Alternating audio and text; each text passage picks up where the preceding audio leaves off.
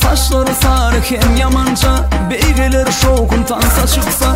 Ara beni yarım dinle barıca, saylanıp çık dursun avadanca. Saçları sarı hem yamanca, beygeleri şokun tansa çıksa. Sağladın mı sana yadan eserimi, dinle sana diyecek sözlerimi. Sana gerek olsa yüreğimi, ver beni tayin meselemi.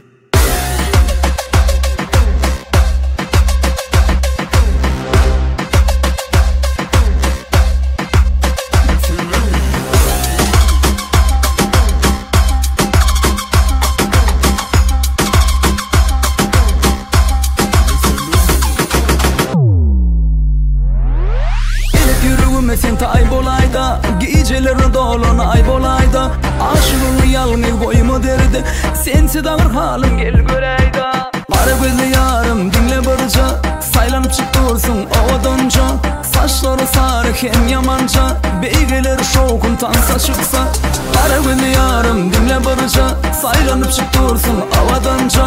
Saçları sarı hem yamanca, beygeleri şokun tansa çıksa.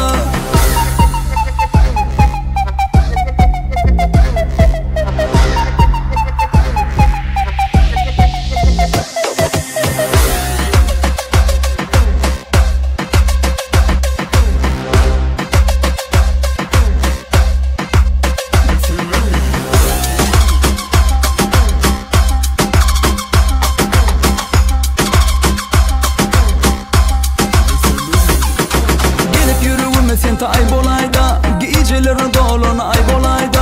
Aşığın yalnız boyumu derdi, sensiz ağır halim gel göreyda. Ara gözlü yarım dinle barıca, saylanıp çık dursun ovadanca. Saçları sarı hem yamanca, beygeleri şokun tansa çıksa. Ara gözlü yarım dinle barıca, saylanıp çık dursun ovadanca.